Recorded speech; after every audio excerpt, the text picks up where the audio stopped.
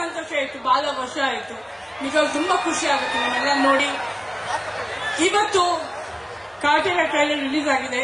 First ನಾನು CM ಸಾಹೇಬ್ರಿಗೆ thanks ಹೇಳ್ತಾ ಇದ್ದೀನಿ. ಅಂಡ್ ಏನ್ ಹೇಳೋದು, ತುಂಬಾ ತುಂಬಾ ಖುಷಿಯಲ್ಲಿದ್ದೀನಿ. ನನಗೆ